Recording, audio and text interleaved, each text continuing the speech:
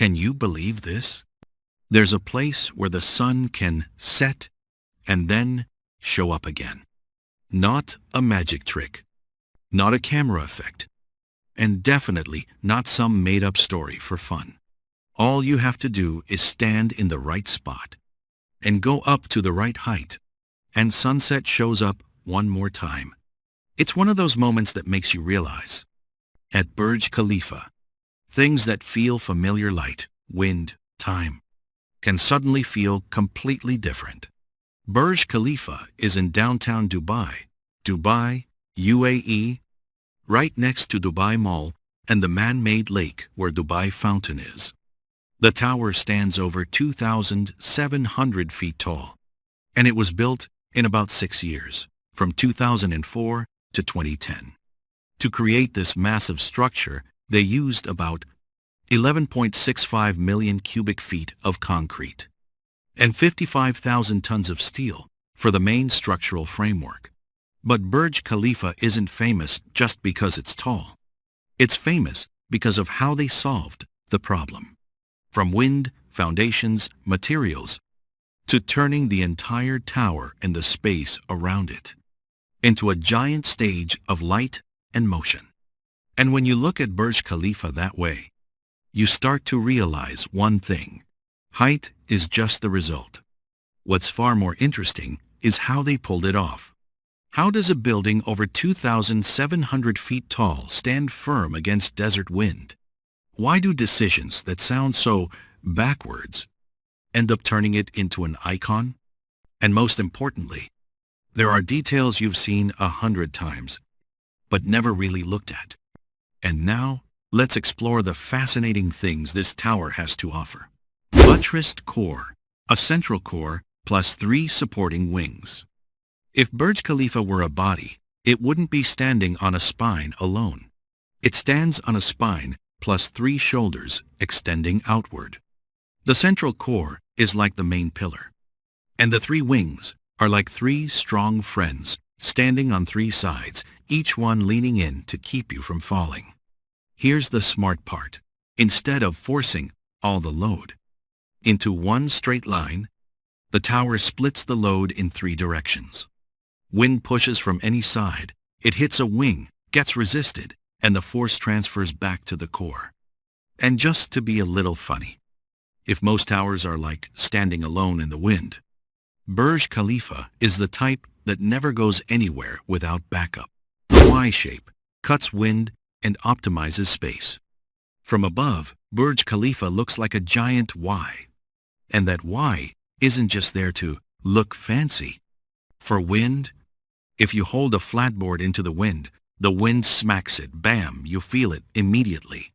But if you hold something with multiple edges and directions, the wind gets broken up and split. That's exactly what the Y does. Instead of giving wind one huge flat surface to slap, it has to deal cards across 3 wings, and each wing forces the wind to change direction. For space, those 3 wings create floor plates that are easier to divide into rooms brighter, more open, more livable. So it fights wind and stays practical. 1 move, 3 wins. No TMD, a backwards decision that works. A lot of super tall towers use a TMD. You can think of it as a massive weight hanging inside the building as a counterbalance to reduce sway. Like the building sways left, the weight pulls right to balance it out. Makes total sense. But Burj Khalifa chose a different approach. Instead of adding a giant weight to treat the problem, it tried to not get the problem in the first place by using the core plus 3-wing structure and the way the shape changes as it rises. It's like not waiting until your car starts wobbling to add extra weights. You designed the car so it already drives steady. Concrete cooled with ice. Pouring concrete in the desert the normal way, the concrete will get mad. Because high heat makes the curing process happen too fast and unevenly, which can lead to cracking and lower quality. The solution sounds very everyday. Cool the concrete. They even used ice. Imagine you're trying to make jelly. But your house is basically an oven. What do?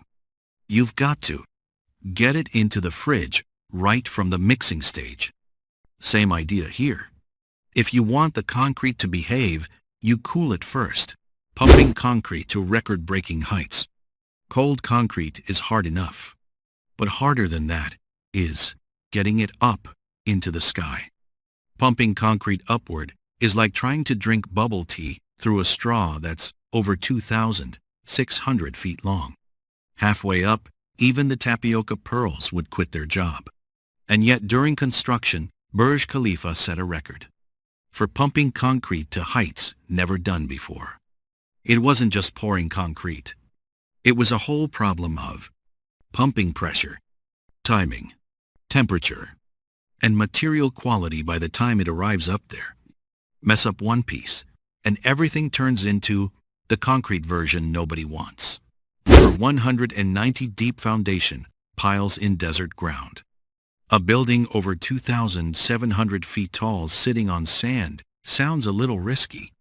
Burj Khalifa didn't sit on the desert. It anchors into the desert. Over 190 foundation piles were drilled deep into the ground, like an octopus gripping the ocean floor, holding on with a whole lot of arms, not just one leg. That spreads the tower's massive load, stabilizes it, and drives it deep down, instead of overloading the surface ground, a shape that changes with height to confuse the wind. This is a detail I love because it feels like a brain game. Burj Khalifa doesn't keep the exact same shape from bottom to top. As it rises, the floors step back and shift ever so slightly. To the naked eye, it's just a tower. But to the wind, it's like you're trying to shove someone, and they keep dodging half a step. Wind wants a steady rhythm to build up sway. Sorry, no rhythm. Just when it starts to catch the beat, the shape changes again. And when wind can't create resonance, the building stays a whole lot calmer. The spire, almost no practical function. This part is a little brutal, but it's true. The very top of Burj Khalifa is barely used for living or working. It's like a crown. You don't wear a crown to store things. You wear a crown so everyone knows you're the king. The spire is what pushes the building to that headline number the world can't ignore. Jokingly, the top doesn't make life more convenient, but it definitely helped Dubai get famous faster. Islamic architecture and the hymenocallis flower, the roots are still there. Even with its international character, Burj Khalifa didn't try to forget who it is. The overall form of the tower draws inspiration from Islamic architecture and the hymenocallis flower, a flower with symmetrical, outward-reaching petals. If you look closely, the tower's three wings resemble petals opening. It's like someone wearing a modern suit, but still carrying one traditional piece, to quietly remind you, no matter how far I go, I still know where I came from. Fireworks that don't explode, a visual trick on a building-sized scale. Every New Year's, millions of people look up at Burj Khalifa and say, "Wow, those fireworks are insane." But the truth is, the most mind-blowing part isn't real fireworks. The entire facade is a massive LED frontage. Not just a few billboard panels stitched together, but a lighting system programmed precisely foot by foot in height. Explosion effects, streaks, spreads, all of it is built with light. No smoke, no bangs, no debris falling on anyone's head. And yet, your brain still gets fooled beautifully. Like watching a 3D movie. You know it's fake, but your hands still flinch. Burj Khalifa doesn't need to explode. It just needs to be tall enough and bright enough. Sunset twice, when height bends your experience of time. This detail sounds like a story, but it's serious physics.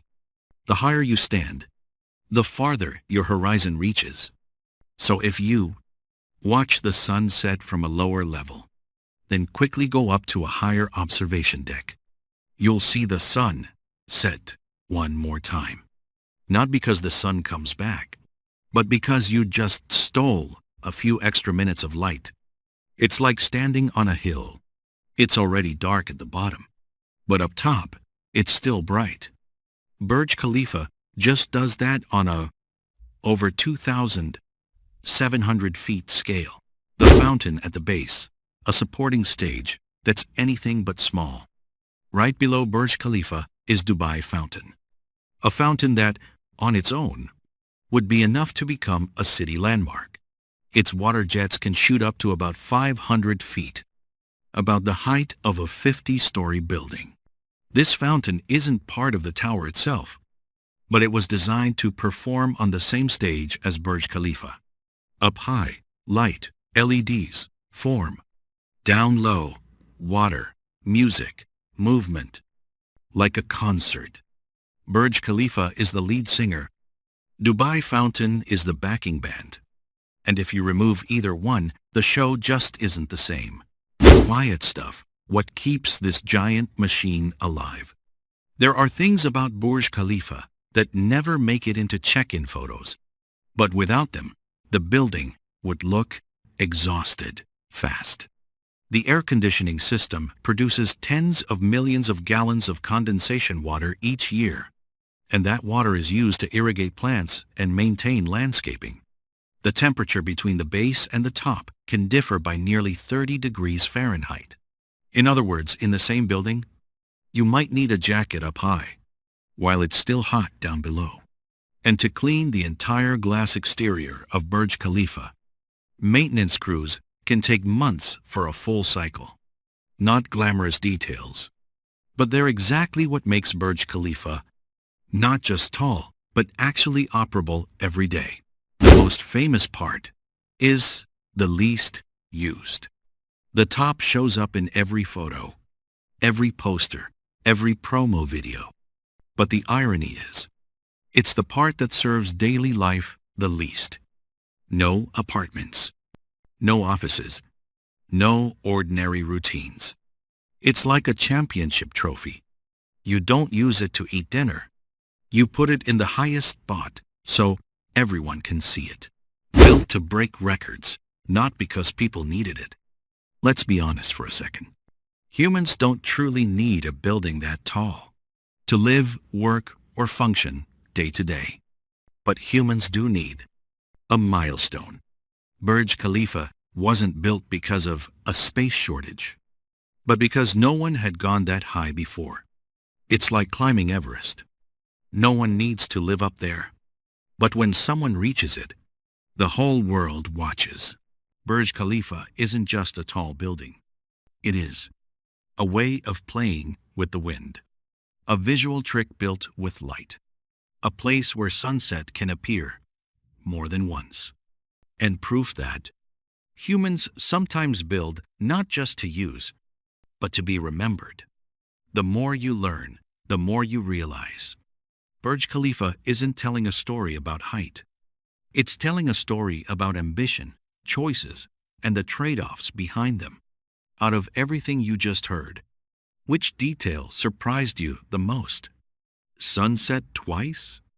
Fireworks without explosions? Or the fact that the most famous top is barely used? And if you've ever been to Burj Khalifa, or know another fascinating detail that people rarely mention, please share it in the comments so everyone can see this tower from even more angles.